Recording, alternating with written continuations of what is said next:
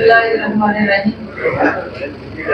আমি ক্লাস সেই দিন অবসান্ত যখন দিনের চন্দ্রমণ্ডল আকাশে বাতাসে সম্মানিত আজকে সবার সম্মানিত সম্মানিত সভাপতি প্রধান অতিথি সাহেব আসেন নাই।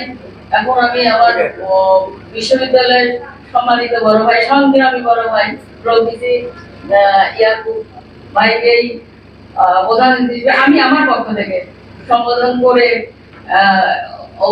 অভিবাদন জানাচ্ছি এবং আমার সবচেয়ে বড় যার কণ্ঠে একসময় পিটিআই আর ম্যাথস প্রকম্পিত হতো, আমি যার হাত ধরে রাজনীতিতে আসা সেই মির্জা ওয়ালিদ হোসেন শিবন ভাই। আমি যখন গার্লস কলেজে পড়তাম তখন শিবন ভাইয়ের কণ্ঠ শুনতে পেতাম, গার্লস কলেজের হোস্টেলে থাকতাম, তাই তাদের কথা মনে পড়ে। তারপরে ইসলাম বিশ্ববিদ্যালয়ে ভর্তি হয়। আমার পরিচয় আমার বন্ধু দিয়ে দিয়েছেন। আমরা বিশ্ববিদ্যালয়ে 90-91 ব্যাচে, কেউ চিনেন না তাই বলা। প্রথম ব্যাচ মেয়ে হিসাবে আমাদেরকে বিশ্ববিদ্যালয়ে অনেক কিছু চড়াই উতরাই পেরিয়ে সুপ্রতিষ্ঠিত করতে হয়েছে।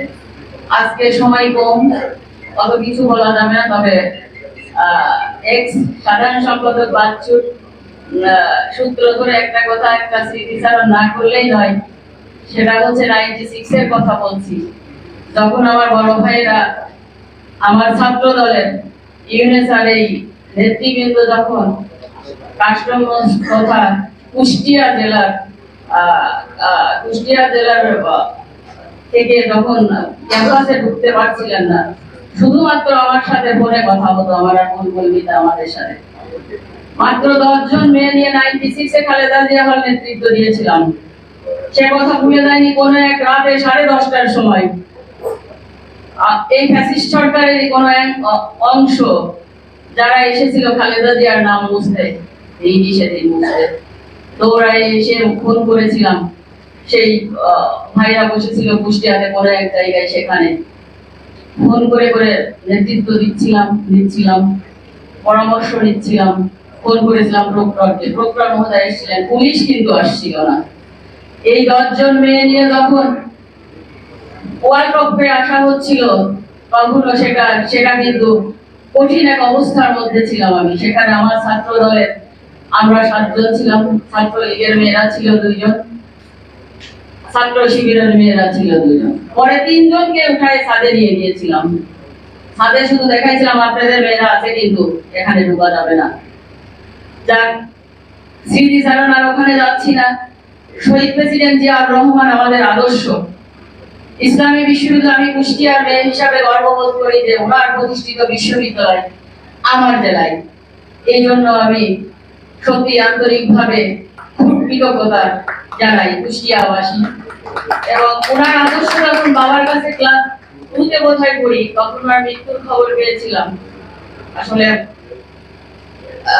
সেই আমি আবেগী হয়ে যাই, বাবা মাকে কাঁদতে দেখেছিলাম।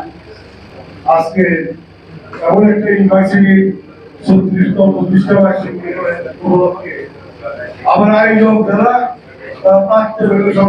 স্টুডেন্ট, আমি আমার ছাত্র জীবনে রাজনীতি শুরু হয় যাদের তোমার ছাত্র দলকে।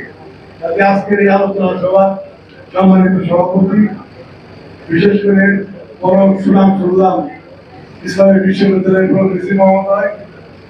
আর ঢাকাতে লয়ার স্টুডেন্ট না হলেও যে লোকটি সবার সাথে মেনটেন করে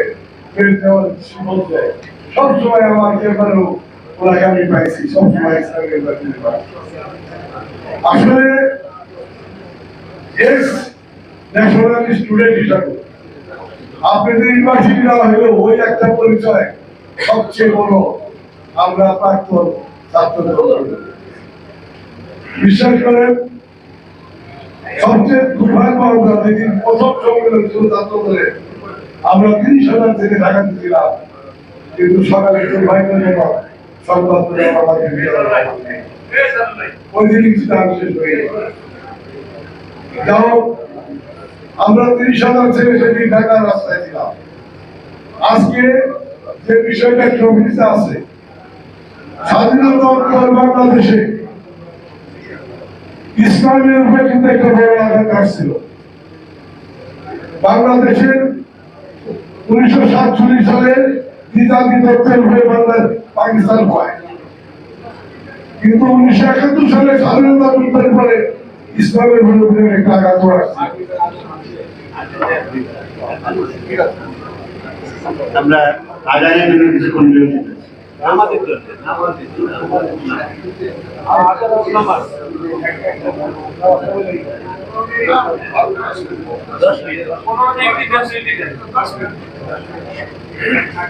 সম্মানিত উপস্থিতি, আমরা এই মুহূর্তে মাগরিবের আজান